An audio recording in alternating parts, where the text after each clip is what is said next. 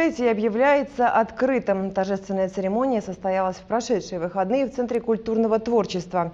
Помимо презентации наиболее ярких экологических проектов, на сцене состоялись выступления экологических инспекторов.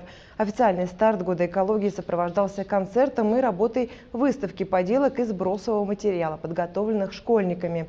На мероприятии присутствовала съемочная группа «Вестей». В рамках торжественного открытия Года экологии в субботу в Центре творческого развития в Магасе прошла презентация наиболее ярких экологических проектов, запланированных на этот год. В церемонии приняли участие руководитель региона Юнусбек Евкуров, главный федеральный инспектор по республике Ингушетия, Рашид Ашноков, экологи из соседних регионов. Мы сделаем масштабные проекты. Отходы, переработка, еще чего-то, еще что-то. А каждый человек сделает одну, самое главное, самое тяжелое, самое простое. Просто не будет сорить. Каждый, кто планирует обрубить деревья, даст себе слово, что этого делать не будет. И таких обещаний должно быть у каждого для себя.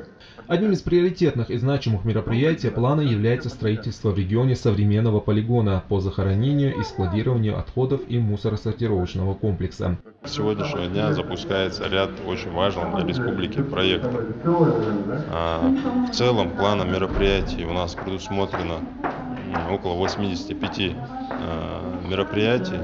Это очень комплексный план, всесторонний.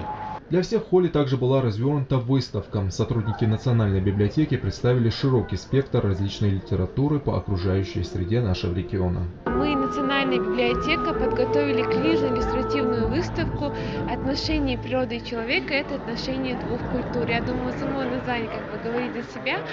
На выставке представлены материалы, в которых можно узнать много нового о флоре и фауне нашей республики. Кроме того, важной частью программы Года экологии станет еще переход предприятия на новые технологии, снижающие негативное воздействие на окружающую среду. Магомед Девлоев, Малский Гиев, Наиб Цичоев, Вести Ингушетия.